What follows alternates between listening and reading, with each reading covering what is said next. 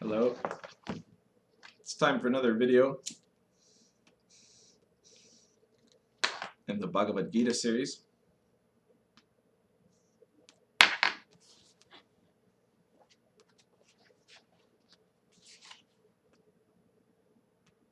And today we're looking at chapter 4, verses 12 to 15. In the last video, Krishna talked about the achieving of the state of enlightenment and how this is the fulfillment of humanity, and how you connect through example with the Guru and with the divine through surrender. So in these verses, Krishna says, desiring great power and success in their material actions, men make sacrifices to the spirits. Those who do so are certainly rewarded in their limited material ambitions. The 4 divisions of human society were created by me, so that any man would do the work best suited to his dominant element. Although you may realize me to be the father of this, you must also realize that I am the eternal, which is free of action. I am never affected by any actions, nor do I have any ambitions. Thus, any who realizes me will never become attached to the karma of actions. Thus, knowing that actions were done by past masters who indeed attained awakening, take action now as the ancient ones did. In the last video, Krishna mentioned that all men who surrender unto me, them surely I reward. And I mentioned about how this experience of surrender, this experience of the moments of enlightenment, are something that happens at every level of human consciousness, from infancy onwards. And this is, in these verses, Krishna touches directly on that.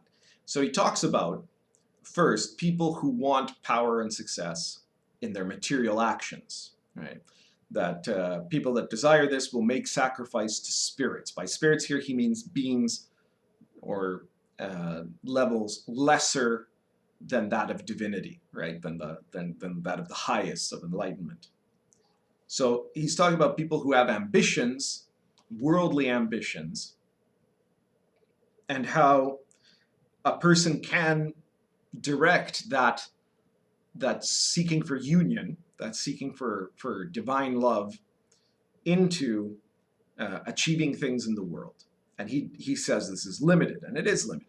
But it also means that what people pursue in the world is also part of that path. That if you're at a certain level in the development of your consciousness, if you're at a certain level of attainment, then your priorities might not yet match up to the matter of self-realization, let's call it, right, or enlightenment. So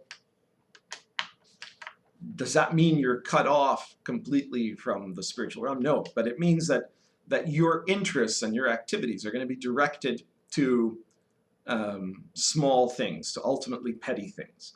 And what Krishna says is that people who make recourse to this kind of spiritual materialism will get what they want to a limited degree. The problem is that they're not thinking big enough. So these things that they're pursuing, that they see as those limited material ambitions that they want to get, those are the symptoms of a much bigger spiritual longing. And to really connect to the highest point of spirituality, it has to be about going beyond those longings. Now, here's the thing. Almost everyone who starts on the spiritual path is not actually looking at that highest. They're not really desiring enlightenment, even though they might think they are, right? That's not really their pursuit.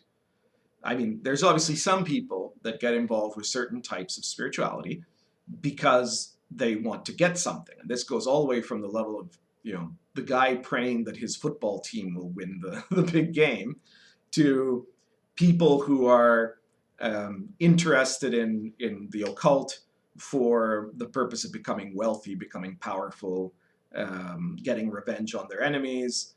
But then beyond that, there might be people that begin the mystical pursuit and they think, my goal is to become a master, to become awakened, to become a Buddha, to become the self-realized person, whatever you want to call it. But what they're really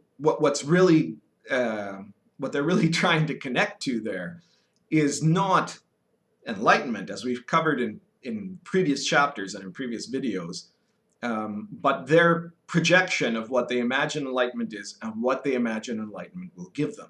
So you have to be very careful, if you're a spiritual student, not to get too much on your high horse about this idea that what you're doing by saying that you're seeking truth, or that you're seeking awakening, or that you're seeking enlightenment, or the superior individual, or whatever you want to call it, is so much more sophisticated and so much more noble than the person who is, casting spells to pay their rent next month or something like that.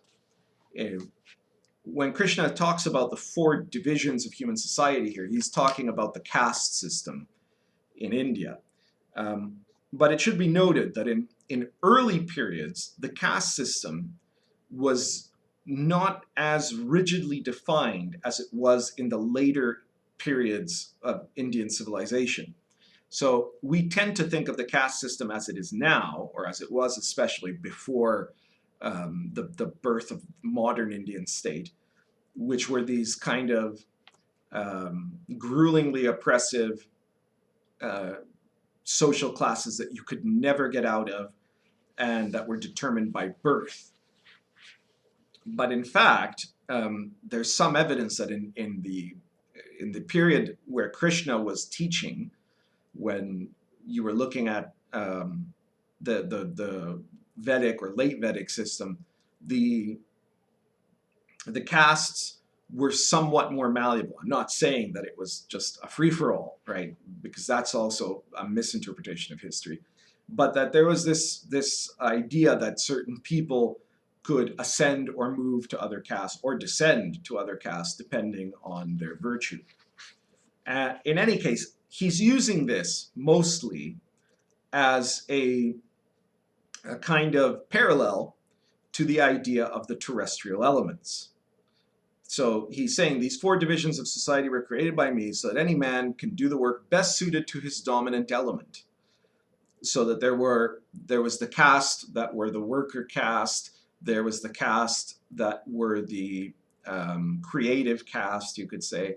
There was the caste that were the fighting caste, and then there's the caste that were the seekers of truth, right? Supposedly, right? The priesthood.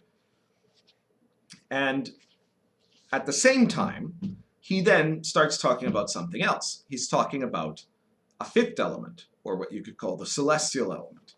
Because he says, although you realize me to be the father of this, the caste system, you must also realize that I am the eternal. So above those ordinary elements, there's the eternal. Just like you see in the Western occult system, you have the 4 basic elements: earth, air, fire, water. And above that, there's the element of spirit. And he's then talking about how at that level of the eternal, you are beyond attachment to the karma of actions. So it doesn't matter at what level you are on the terrestrial level, you are pursuing those limited material ambitions in one way or another. Your limited material ambition might be for getting enough food to eat. It might be for making money. It might be for finding love and happiness and family. Or it might be for seeking truth or knowledge or wisdom. or to gain respect, or to gain influence or power, right? Any of those things are still within that level of the material, the terrestrial elements. So above that, there's this other level. And at the same time, Krishna is saying that all follow his path.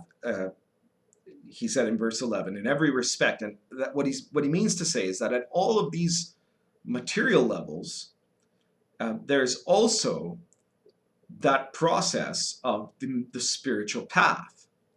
So he's rebutting in this, he's providing the counter argument for this idea of dualism that was very prevalent in his time, and that was what Arjuna had gotten into his head. He said, look, any action I do is going to cause bad karma, and so I'm going to go off into the forest and I'm going to be a hermit.